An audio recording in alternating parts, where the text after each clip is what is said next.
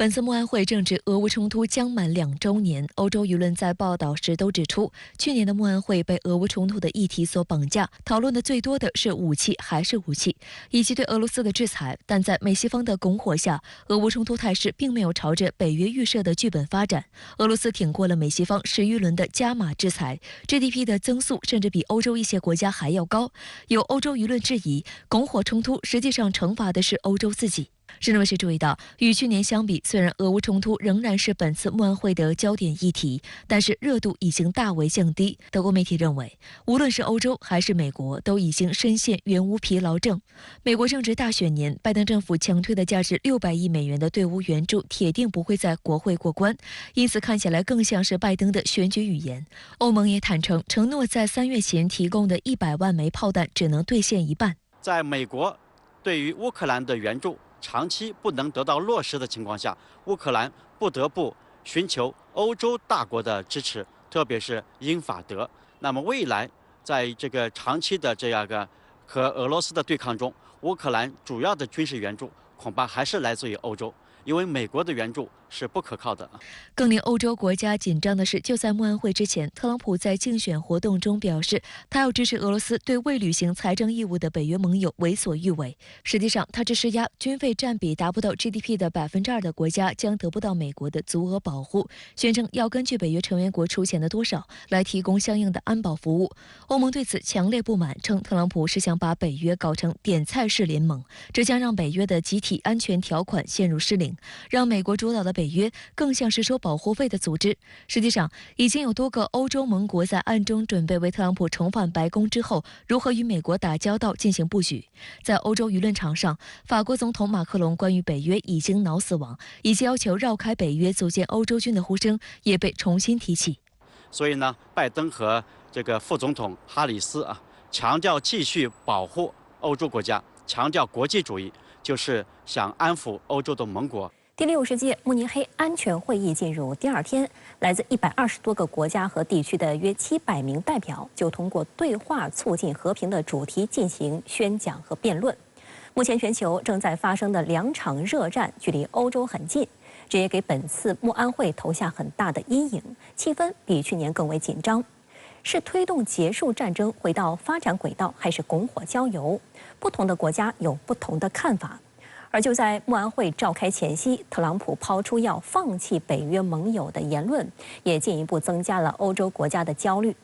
本届慕安会报告的主题为双输，如何避免双输局面？欧洲各国仍充满焦虑。德新社在报道中指出，本届慕安会笼罩在俄乌冲突和巴以冲突的双重阴霾之下，吸引约50位国家与政府领导人以及100余位部长出席。值得注意的是，俄罗斯和伊朗连续2年未获邀请，而今年慕安会的主题报告题为“双输”。慕尼黑安全会议主席克里斯托弗·霍伊斯根在这份报告的前言中表示，双输已成为今年慕安会的非正式座右铭，必须避免因秩序支离破碎而陷入更为双输的局面。但观察指出，美西方主导的慕安会一味将自己不喜欢但又对安全格局十分重要的国家排除在外，只会导致双输局面延宕。欧洲媒体在报道中指出，去年慕安会召开之时正面临一场热战危机的困扰，那就是俄乌冲突。但1年之后的今天，巴以新一轮冲突爆发，令局势更加动荡，地缘政治的紧张态势更加恶化。北约秘书长斯托尔滕贝格认为，世界变得更加危险了。值得注意的是，冲突当事方以色列总统艾萨克·赫尔佐格和巴勒斯坦总理穆罕默德·阿什提耶都将在慕安会上发表讲话。慕安会主席霍伊斯根表示，尽管巴以双方代表不太可能同台讨论，但在聚光灯之外仍可进行私下会谈。他表示，慕安会希望提供一个平台，通过对话促进和平。有观察指出，似乎美方有意绕开欧洲来处理巴以冲突。1个月前，美国主导在巴黎举行和谈，虽然采用了诺曼底模式，但参与方只有以色列、卡塔尔、埃及和美国，没有邀请任何欧洲国家。但很显然，欧洲距离中东很近，中东战火导致的难民问题和苏伊士运河航运中断的风险，每都直接伤害欧洲利益。因此，欧洲国家这次在慕安会有意撮合欧洲主导的巴以和谈。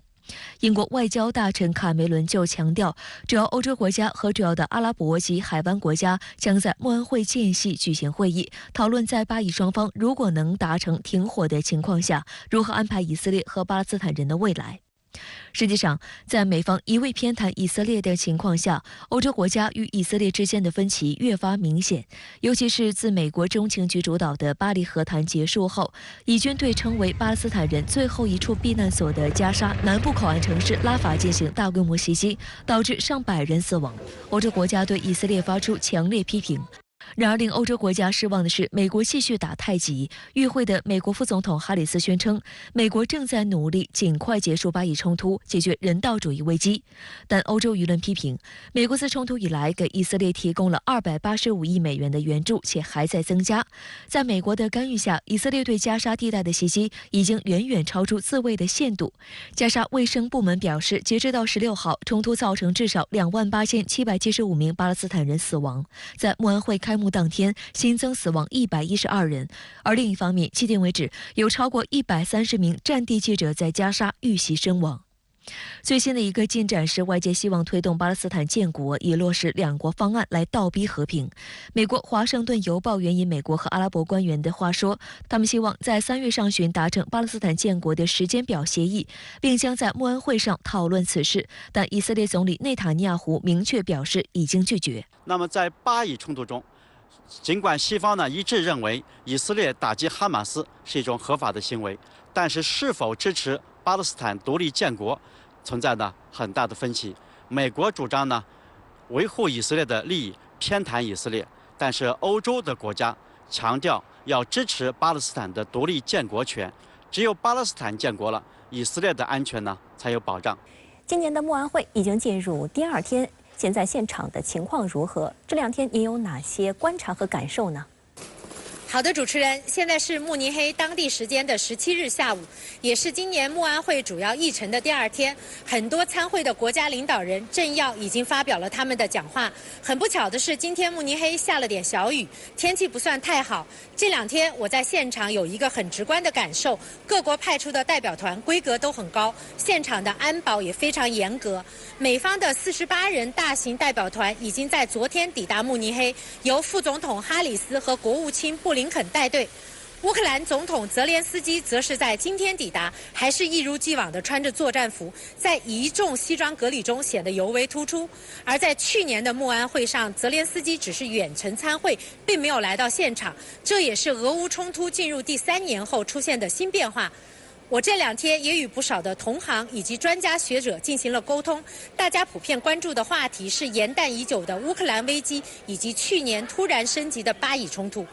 不过我在现场也能明显感觉到，慕安会仍然是西方国家宣示立场的平台。比如今天的会议议程就被俄罗斯反对派人士纳瓦利的突然死亡带跑题，西方国家政要以及媒体也在炒作此事。此外，今年的会议虽然聚焦俄乌、巴以2大冲突，但并没有对俄罗斯、伊朗这样的当事国发出邀请。因此，会议虽然点出了全球安全的问题是什么，但怎么办，我觉得还需要持续关注。另一个受到媒体高度关注的是昨天的中美外长会，美国的国务院早就发布了行程预告。我在现场了解到，美方代表团是专门来到了中方驻地与中国外长见面，可以看出美方的诚意。事实上，去年这个时候，王毅和布林肯也都来到了慕尼黑，线下出席了慕安会，但当时双方并没有举行正式的会见，只是进行了非正式接触。相比之下，今年的气氛就好了很多。虽然中美双方仍然存在一些分歧，